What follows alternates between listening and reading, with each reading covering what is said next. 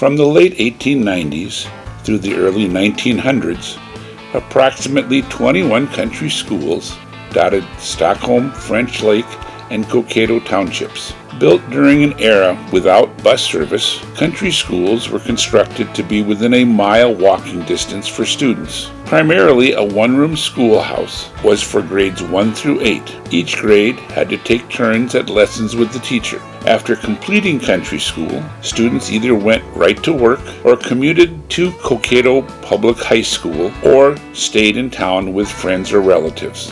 Although relatively similar in concept, each country school experience was a little different. Ruth Anderson Fiedler was a country school teacher at Maple Grove School near Albright's Mill. In her article, A Teacher's Challenge, Fiedler wrote that after high school, she had taken a one-year teacher's training course provided by the state. According to Fiedler, she was 17 years old when she started teaching and was in charge of 28 students in 8 different grades. Lee Titrud, Cokato High School class of 1968, went to Stockholm Country School during his elementary years. According to Titrud, Stockholm Country School was a 2-room schoolhouse run by 2 teachers. One room held grades 1 through 3 and the other grades 4 through 7.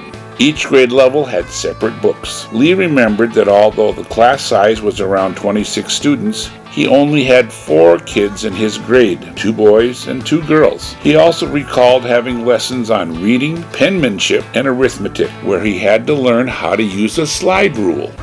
During early grade school, Gordy Erickson was a student briefly at Melquist Country School before transferring to Temperance Corner. He recalls that unlike Melquist, Temperance Corner had chemical toilets inside, but they still had to go outside to pump water. They also had a heater in the back room. At Temperance Corner, Erickson recalled there being 21 kids in grades 1 through 6. Erickson's grade comprised of 4 students: Joan Risenen, Ron Thompson, Karen Dahlman, and himself. According to Erickson, you learned more because you could listen to the upper class people, or you could listen to the lower class ones for lessons if you didn't pay attention to it the first time.